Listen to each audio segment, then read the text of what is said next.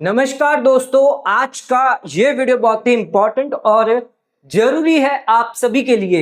आज के इस वीडियो का टॉपिक है, अब कैश दिया तो आएगा इनकम टैक्स का नोटिस, गरीबों की मदद पर आ रहा है नोटिस। जानिए क्या है पूरा मामला।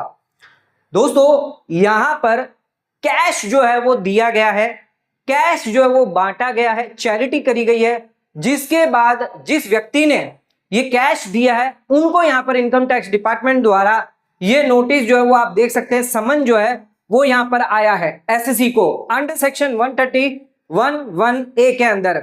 तो इनकम टैक्स डिपार्टमेंट ने यहां पर कहा है ये समन भेज के जो भी आपने कैश बांटा है 3,000 रुपया से लेकर 4,000 रुपया पर पर्सन को आपने पैसा दिया है, कैश अमाउंट दिया है फ्लड अफेक्टेड लोगों को, यानी आपने चैरिटी करी है, बाढ़ ग्रस्त लोगों को आपने जो मदद करी है, पैसा दिया है, कैश दिया है, हर एक व्यक्ति को आपने 3 से 4,000 रुपये दिया है।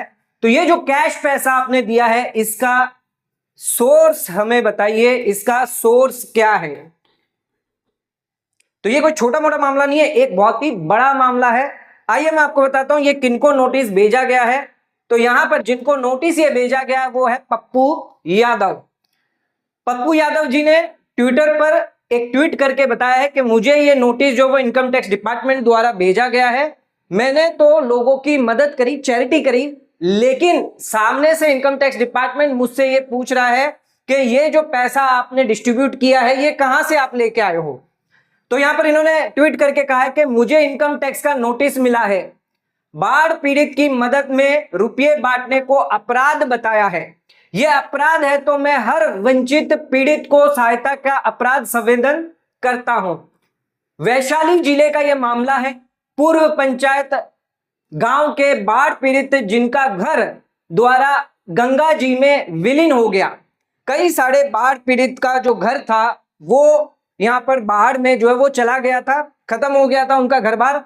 उन लोगों को जो है वो पैसा यहां पर दिया गया है और वो पप्पू यादव द्वारा दिया गया। अब ये कौन पप्पू यादव है ये भी मैं आपको बता देता हूं।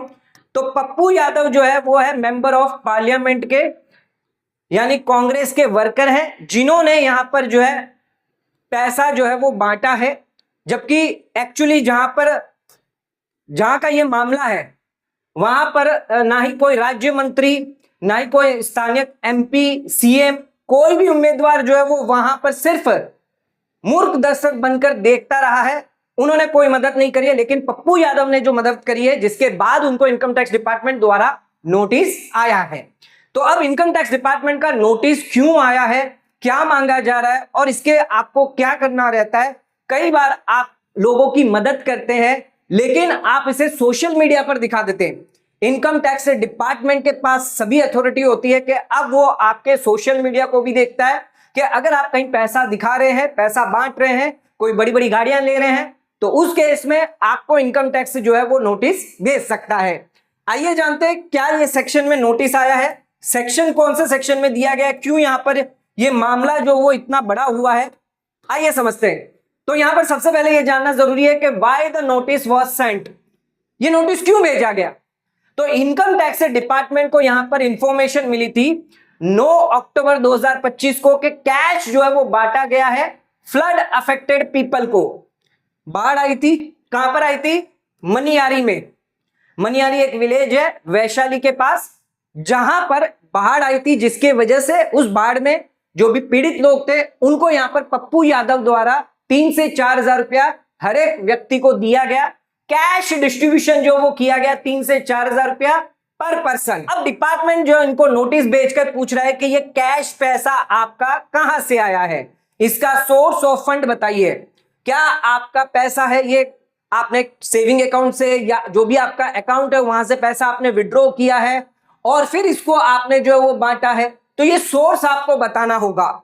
इसी के साथ ये आपका पैसा है या किसी और का पैसा है, ये एनजीओ की तरफ से मिला है, किसी और व्यक्ति ने आपको दिया है, कैश जो मदद करी है आपने, ये पैसा कहां से आया, बहुत इंपॉर्टेंट है। मनी अकाउंटेड है इन इनकम टैक्स रिटर्न, क्या जो पैसा आपने कैश बांटा है इसको आपने पहले से अपनी इनकम में बुक किया है, अकाउंटेड मनी है, अनडिस्क्लोज मनी तो नहीं है, ब्लैक मनी तो नहीं है, इनकम टैक्स डिपार्टमेंट ये जानना चाहता है।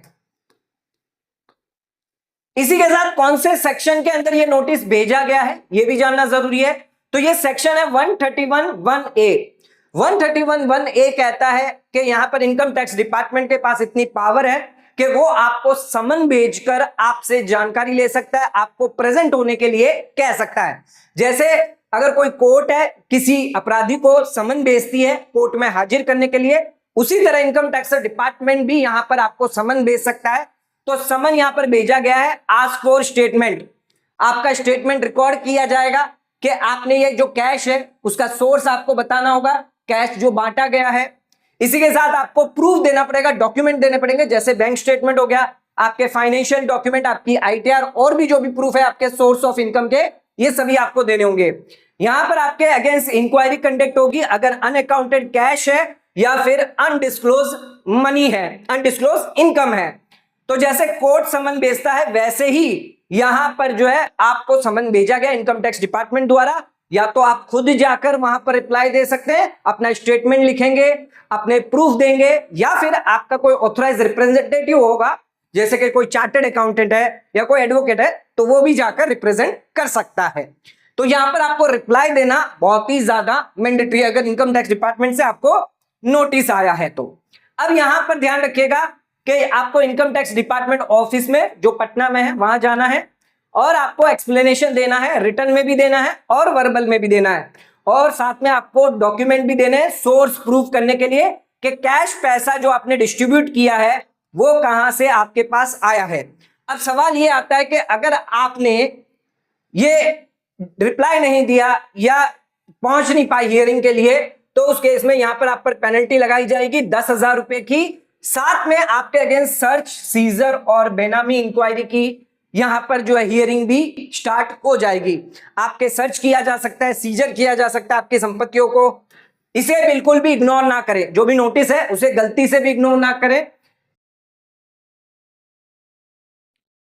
तो इसी के साथ ध्यान रखिएगा आपको क्या क्या करके रखना है। एक तो आपको हमेशा बैंक स्टेटमेंट जो है ये बताना है कि पैसा कहां से आया। अगर आपने बैंक से पैसा निकाला है, कैश विड्रॉ किया है, तो उस केस में आप बैंक स्टेटमेंट बहुत इंपॉर्टेंट डॉक्यूमेंट होता है, वो आप सबमिट कर सकते हैं। आप साथ में विड्रॉल रिसिप्ट जो है, कैश विड्रॉल रिसिप्ट, ये भी आप जो है वो जमा कर सकते हैं as a proof of source है। अगर आपने किसी एनजीओ से, सोशल मीडिया से, कई बार लोग जो है वो सोशल मीडिया से कलेक्शन करते हैं, डोनेशन कलेक्शन करते हैं, तो उसका भी थोड़ा बहुत आप प्रूफ जो है वो दे सकते हैं। जैसे बैंक स्टेटमेंट हो गया, पैसा जो है वो आपके सोशल मीडिया यानी जो आपके फॉलोअर्स हैं उनके द्वारा आया हुआ है, या कोई एनजीओ ने आपको पैसा दिया हुआ है, कैसे दिया हुआ, तो उसके रिगार्डिंग भी आपको डॉक्यूमेंट देना होगा। लिस्ट ऑफ बेनिफिशियरी देना होगा, किन किन से पैसा आपको आया है, to show the transparency. Photo साथ में वीडियो भी आपको देना है। सपोर्ट फॉर योर इंटेंशन, कि मेरी इंटेंशन जो थी वो यहां पर मदद करने की थी, मुझे यहां पर जो है वो ब्लैक मनी को व्हाइट मनी करने में नहीं थी, तो ये आपको बताना होगा।